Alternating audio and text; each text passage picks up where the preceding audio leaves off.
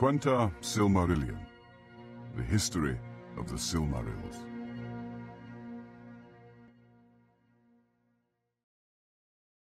Of the coming of men into the West. When 300 years and more were gone since the Noldor came to Beleriand, in the days of the Long Peace, Finrod Felagund, Lord of Nargothrond, journeyed east of Sirion and went hunting with Maglor and Maedhros, sons of Feanor. But he wearied of the chase and passed on alone towards the mountains of Eredlindon that he saw shining afar. And taking the dwarf road, he crossed Gelion at the ford of Sarn Athrad, and turning south over the upper streams of Asgard, he came into the north of Ossiriand. In a valley among the foothills of the mountains below the springs of Thalos, he saw lights in the evening, and far off he heard the sound of song. At this he wondered much, for the green elves of that land lit no fires, nor did they sing by night. At first he feared that a raid of Orcs had passed the leaguer of the north, but as he drew near, he perceived that it was not so, for the singers used a tongue that he had not heard before, neither that of Dwarves nor of Orcs. Then Felagund, standing silent in the night shadow of the trees, looked down into the camp, and there he beheld a strange people. Now these were a part of the kindred and following of Beor, the Old, as he was afterwards called, a chieftain among men. After many lives of wandering out of the east, he had led them at last over the Blue Mountains, the first of the race of men to enter Beleriand. And they sang because they were glad, and believed that they had escaped from all perils, and had come at last to a land without fear. Long Felagund watched them, and love for them stirred in his heart. But he remained hidden in the trees until they had all fallen asleep. Then he went among the sleeping people, and sat beside their dying fire where none kept watch. And he took up a rude harp which Beor had laid aside, and he played music upon it such as the ears of men had not heard. For they had as yet no teachers in the art, save only the dark elves in the wild lands. Now men awoke and listened to Felagund as he harped and sang, and each thought that he was in some fair dream, until he saw that his fellows were awake also beside him. But they did not speak or stir while Felagund still played, because of the beauty of the music and the wonder of the song. Wisdom was in the words of the elven king, and the hearts grew wiser that hearkened to him. For the things of which he sang, of the making of Arda, and the bliss of Aman beyond the shadows of the sea, came as clear visions before their eyes, and his elvish speech was interpreted in each mind according to its measure. Thus it was that men called King Felagund, whom they first met of all the Eldar, Gnome, that is, wisdom in the language of that people, and after him they named his folk Gnomin, the wise. Indeed, they believed at first that Felagund was one of the Valar, of whom they had heard rumour that they dwelt far in the west, and this was, some say, the cause of their journeying. But Felagund dwelt among them, and taught them true knowledge, and they loved him, and took him for their lord, and were ever after loyal to the house of Finarfin. Now the Eldar were beyond all other peoples skilled in tongues, and Felagund discovered also that he could read in the minds of men such thoughts as they wished to reveal in speech, so that their words were easily interpreted. It is said also that these men had long had dealings with the dark elves east of the mountains, and from them had learned much of their speech. And since all the languages of the Quendi were of one origin, the language of Beor and his folk resembled the elven tongue in many words and devices. It was not long, therefore, before Felagund could hold converse with Beor. And while he dwelt with him, they spoke much together. But when he questioned him concerning the arising of men and their journeys, Beor would say little, and indeed he knew little, for the fathers of his people had told few tales of their past, and the silence had fallen upon their memory. "A darkness lies behind us," Beor said, and we have turned our backs upon it, and we do not desire to return thither even in thought. Westwards our hearts have been turned, and we believe that there we shall find light. But it was said afterwards among the Eldar that when men awoke in Hildorien at the rising of the sun, the spies of Morgoth were watchful, and tidings were soon brought to him. And this seemed to him so great a matter that secretly under shadow he himself departed from Angband, and went forth into Middle-earth, leaving to Sauron the command of the war. Of his dealings with men the Eldar indeed knew nothing at that time, and learned but little afterwards, but that a darkness lay upon the hearts of men, as the shadow of the kinslaying and the doom of Mandos lay upon the Noldor, they perceived clearly even in the people of the elf friends whom they first knew.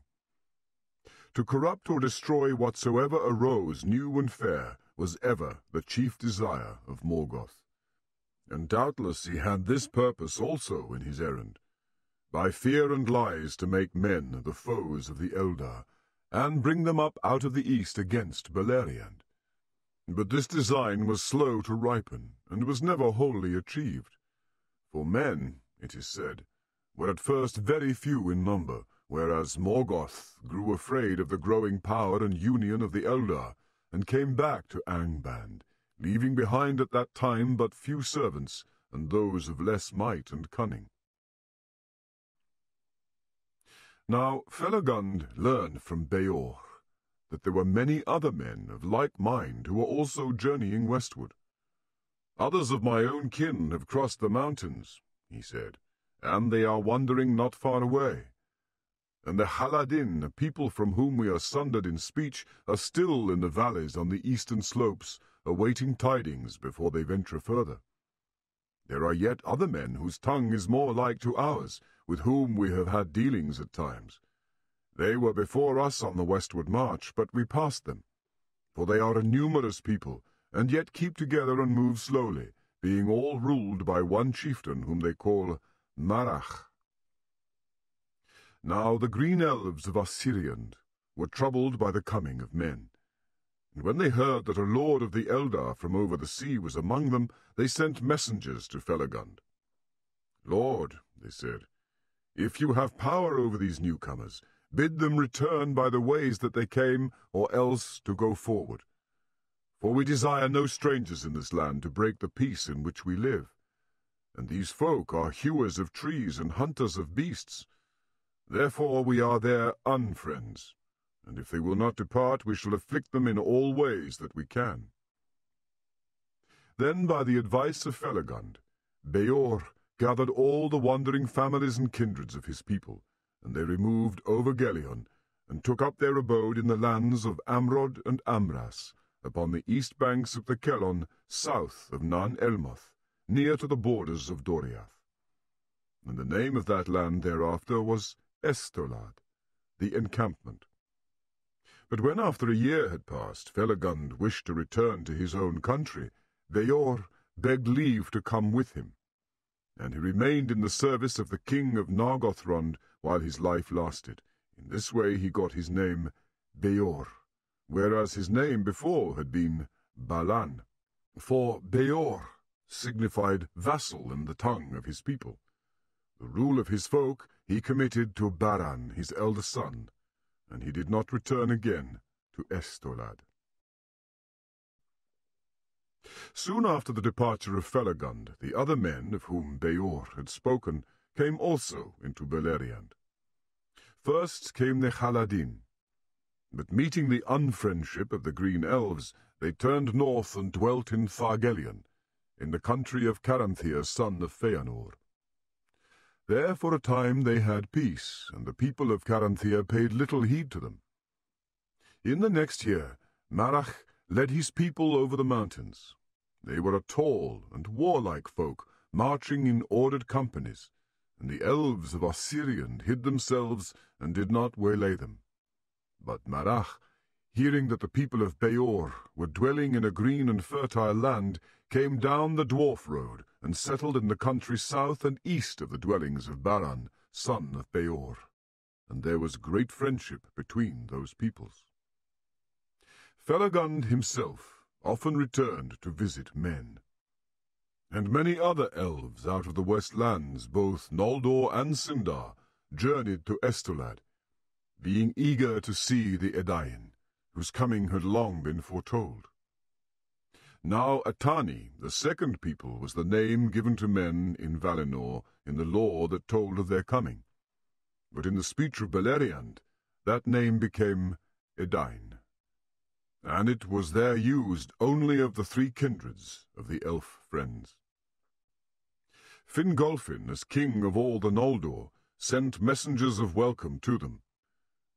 And then many young and eager men of the Edain went away and took service with the kings and lords of the Eldar. Among them was Malach, son of Marach, and he dwelt in Hithlum for 14 years, and he learned the elven tongue, and was given the name of Aradan. The Edain did not long dwell content in Estolad, for many still desired to go westward, but they did not know the way. Before them lay the fences of Doriath, and southward lay Sirion and its impassable fens. Therefore the kings of the three houses of the Noldor, seeing hope of strength in the sons of men, sent word that any of the Edain that wished might remove and come to dwell among their people. In this way the migration of the Edain began. At first, little by little, but later in families and kindreds, they arose and left Estolad, until after some 50 years many thousands had entered the lands of the kings. Most of these took the long road northwards, until the ways became well known to them. The people of Beor came to Dorthonion, and dwelt in lands ruled by the house of Finarfin. The people of Aradan, for Marach his father remained in Estolad until his death, for the most part went on westward, and some came to Hithlum. But Magor, son of Aradan, and many of the people passed down Sirion into Beleriand, and dwelt a while in the vales of the southern slopes of Eredwethrin. It is said that in all these matters none save Finrod Felagund took counsel with King Thingol, and he was ill-pleased, both for that reason and because he was troubled by dreams concerning the coming of men, ere ever the first tidings of them were heard. Therefore he commanded that men should take no lands to dwell in save in the north, and that the princes whom they served should be answerable for all that they did. And he said, Into Doriath shall no man come while my realm lasts, not even those of the house of Beor, who serve Finrod the beloved. Melian said nothing to him at that time, but afterwards she said to Galadriel, Now the world runs on swiftly to great tidings, and one of men, even of Beor's house, shall indeed come, and the girdle of Melian shall not restrain him, for doom greater than my power shall send him, and the songs that shall spring from that coming shall endure when all Middle-earth is changed. But many men remained in Estolad, and there was still a mingled people living there long years after, until in the ruin of Beleriand they were overwhelmed or fled back into the east. For beside the old, who deemed that their wandering days were over, there were not a few who desired to go their own ways, and they feared the Eldar and the light of their eyes. And then dissensions awoke among the Edain, in which the shadow of Morgoth may be discerned, for certain it is that he knew of the coming of men into Beleriand, and of their growing friendship with the Elves. The leaders of discontent were Bereg, of the house of Beor, and Amlach, one of the grandsons of Marach, and they said openly, We took long roads, desiring to escape the perils of Middle-earth and the dark things that dwell there, for we heard that there was light in the west. But now we learn that the light is beyond the sea. Thither we cannot come where the gods dwell in bliss, save one. For the Lord of the Dark is here before us, and the Eldar wise but fell, who make endless war upon him. In the north he dwells, they say, and there is the pain and death from which we fled. We will not go that way. Then a council and assembly of men was called, and great numbers came together. And the elf friends, answered Bereg, saying, "Truly from the Dark King come all the evils from which we fled. But he seeks dominion over all Middle-earth, and whither now shall we turn, and he will not pursue us? Unless he be vanquished here, or at least held in leaguer. Only by the valor of the Eldar is he restrained, and maybe it was for this purpose, to aid them at need, that we were brought into this land." To this Bereg answered, "Let the Eldar look to it. Our lives are short enough." But there arose one who seemed to all to be Amlach, son of Imlach, speaking fell words that shook the hearts of all who heard him. "All this is but elvish lore, tales to beguile newcomers that are unwary. The sea has no shore. There is no light in the west. You have followed a fool fire of the elves to the end of the world. Which of you has seen the least of the gods? Who has beheld the Dark King in the north? Those who seek the dominion of Middle-earth are the Eldar. Greedy for wealth, they have delved in the earth for its secrets, and have stirred to wrath the things that dwell beneath it, as they have ever done and ever shall. Let the Orcs have the realm that is theirs, and we will have ours. There is room in the world, if the Eldar will let us be."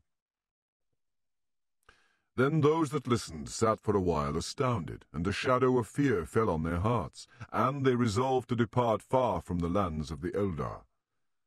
But afterwards Amlach returned among them, and denied that he had been present at their debate, or had spoken such words as they reported, and there was doubt and bewilderment among men.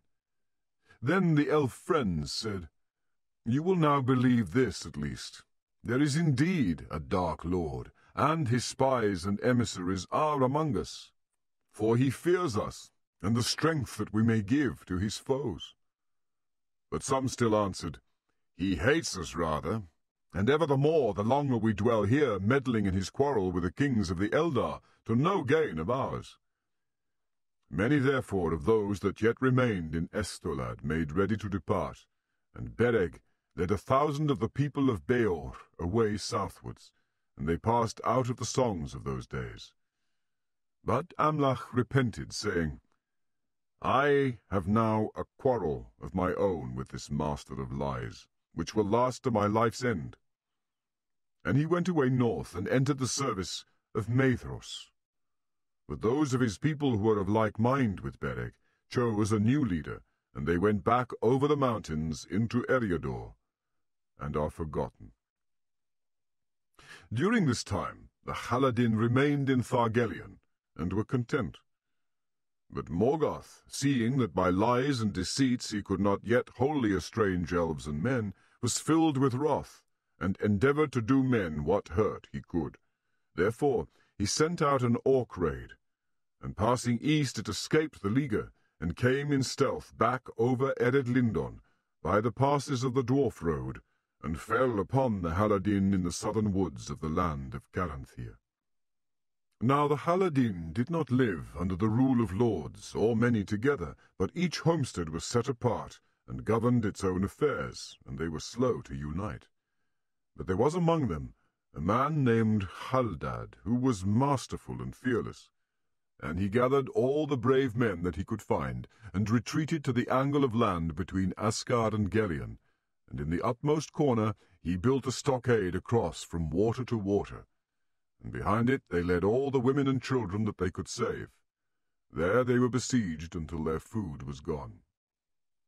Haldad had twin children, Haleth, his daughter, and Haldar, his son, and both were valiant in the defence, for Haleth was a woman of great heart and strength. But at last Haldad was slain in a sortie against the Orcs, and Haldar, who rushed out to save his father's body from their butchery, was hewn down beside him. Then Haleth held the people together, though they were without hope, and some cast themselves in the rivers and were drowned. But 7 days later, as the Orcs made their last assault, and had already broken through the stockade, there came suddenly a music of trumpets, and Caranthir with his host came down from the north, and drove the Orcs into the rivers. Then Caranthea looked kindly upon men, and did Haleth great honour, and he offered her recompense for her father and brother. And seeing, overlate, what valour there was in the Edain, he said to her, If you will remove and dwell further north, there you shall have the friendship and protection of the Eldar, and free lands of your own. But Haleth was proud and unwilling to be guided or ruled, and most of the Haladin were of like mood. Therefore she thanked Caranthea, but answered, My mind is now set, Lord, to leave the shadow of the mountains and go west, whither others of our kin have gone. When therefore the Haladin had gathered all whom they could find alive of their folk, who had fled wild into the woods before the Orcs, and had gleaned what remained of their goods in their burned homesteads, they took Haleth for their chief, and she led them at last to Estolad, and there dwelt for a time. But they remained a people apart, and were ever after known to elves and men as the people of Haleth. Haleth remained their chief while her days lasted, but she did not wed, and the headship afterwards passed to Haldan, son of Haldar, her brother.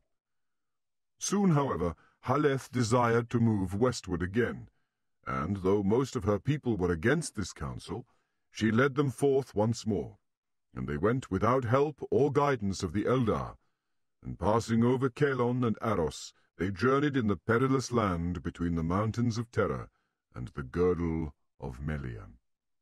That land was even then not yet so evil as it after became, but it was no road for mortal men to take without aid, and Haleth only brought her people through it with hardship and loss, constraining them to go forward by the strength of her will.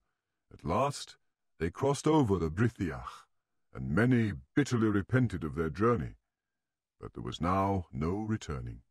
Therefore, in new lands they went back to their old life as best they could, and they dwelt in free homesteads in the woods of Talath Dirnan, beyond Teglin, and some wandered far into the realm of Nargothrond. But there were many who loved the Lady Haleth, and wished to go whither she would, and dwell under her rule, and these she led into the forest of Brethil, between Teglin and Sirion. Thither, in the evil days that followed, many of her scattered folk returned. Now Brethil was claimed as part of his realm by King Thingol, though it was not within the girdle of Melian, and he would have denied it to Haleth. But Felagund, who had the friendship of Thingol, hearing of all that had befallen the people of Haleth, obtained this grace for her, that she should dwell free in Brethil, upon the condition only that her people should guard the crossings of Teglin against all enemies of the Eldar, and allow no Orcs to enter their woods. To this Haleth answered, Where are Haldad my father, and Haldar my brother? If the king of Doriath fears a friendship between Haleth and those who have devoured her kin, then the thoughts of the Eldar are strange to men. And Haleth dwelt in Brethil until she died, and her people raised a green mound over her in the heights of the forest. Tur Haretha, the Lady Barrow, Haud den Arwen, in the Sindarin tongue. In this way it came to pass that the Edain dwelt in the lands of the Eldar, some here, some there, some wandering, some settled in kindreds or small peoples. And the most part of them soon learned the grey elven tongue, both as a common speech among themselves, and because many were eager to learn the lore of the elves. But after a time the elf kings, seeing that it was not good for elves and men to dwell mingled together without order, and that men needed lords of their own kind, set regions apart where men could live their own lives, and appointed chieftains to hold these lands freely. They were the allies of the Eldar in war, but marched under their own leaders. Yet many of the Edain had delight in the friendship of the elves, and dwelt among them for so long as they had leave, and the young men often took service for a time in the hosts of the kings. Now Hador Lorindal, son of Hathor, son of Magor, son of Malach Aradan, entered the household of Fingolfin in his youth, and was loved by the king. Fingolfin therefore gave to him the lordship of Dor Lomin, and into that land he gathered most of the people of his kin, and became the mightiest of the chieftains of the Edain. In his house only the elven tongue was spoken. But their own speech was not forgotten, and from it came the common tongue of Númenor. But in Dothonion the lordship of the people of Beor and the country of Ladros was given to Boromir, son of Boron, who was the grandson of Beor the Old. The sons of Hador were Galdor and Gundur, and the sons of Galdor were Húrin and Húor, and the son of Húrin was Túrin, the bane of Glaurung, and the son of Húor was Tuor, father of Earendil, the Blessed. The son of Boromir was Bregor, whose sons were Bregolas and Barahir, and the sons of Bregolas were Baragund and Beligund.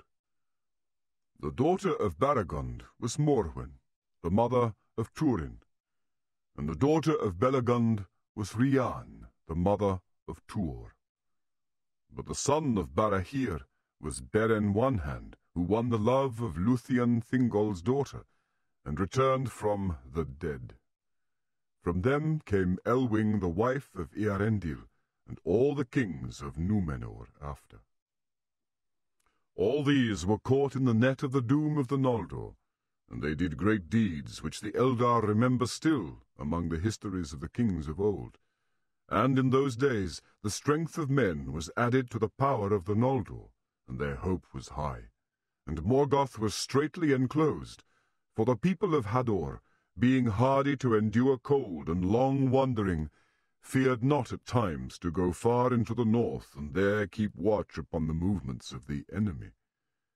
The men of the three houses throve and multiplied, but greatest among them was the house of Hador Goldenhead, peer of elven lords. His people were of great strength and stature, ready in mind, bold and steadfast, quick to anger and to laughter, mighty among the children of Ilúvatar in the youth of mankind. Yellow-haired they were for the most part, and blue-eyed, but not so was Túrin, whose mother was Morwen of the house of Beor. The men of that house were dark or brown of hair, with grey eyes, and of all men they were most like to the Noldor, and most loved by them, for they were eager of mind, cunning-handed, swift in understanding, long in memory, and they were moved sooner to pity than to laughter. Like to them were the woodland folk of Haleth, but they were of lesser stature and less eager for lore. They used few words, and did not love great concourse of men, and many among them delighted in solitude, wandering free in the green woods, while the wonder of the lands of the Eldar was new upon them. But in the realms of the west their time was brief, and their days unhappy. The years of the Edain were lengthened according to the reckoning of men, after their coming to Beleriand. But at last Beor the Old died, when he had lived 93 years, for 44 of which he had served King Felagund. And when he lay dead, of no wound or grief, but stricken by age, the Eldar saw for the first time the swift waning of the life of men, and the death of weariness, which they knew not in themselves. And they grieved greatly for the loss of their friends.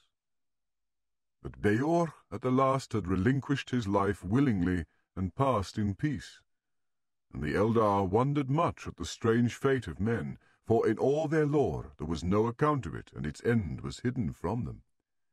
None the less, the Edain of old learned swiftly of the Eldar all such art and knowledge as they could receive, and their sons increased in wisdom and skill until they far surpassed all others of mankind, who dwelt still east of the mountains, and had not seen the Eldar, nor looked upon the faces that had beheld the light of Valinor.